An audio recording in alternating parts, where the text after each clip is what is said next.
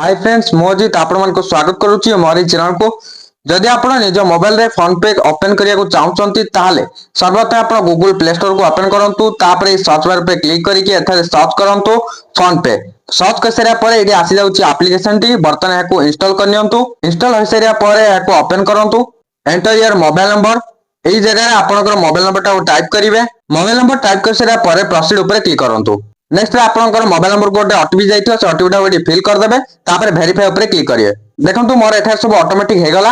बर्तन while using the app ऊपर click करछि तापर एडी अलाउ कर दोछि। लॉगिन योर फोन पे अकाउंट लिखा जाउछि एडी हम अलाउ कर देबा। एडी आपण एम्ति किछि देखिया पाउतबे एडी आपण चले स्किप भी करि परिबे नले आपण एडी डायरेक्ट भी बैंक अकाउंट सहित लिंक कर दे पारिबे। मु बर्तन एठी डायरेक्ट बैंक अकाउंट सहित लिंक कर देबी। गोटे कथा मन रखंतु आपनकर जो मोबाइल नंबर रहिछि से मोबाइल नंबर को बैंक अकाउंट लिंक थिबा दरकार।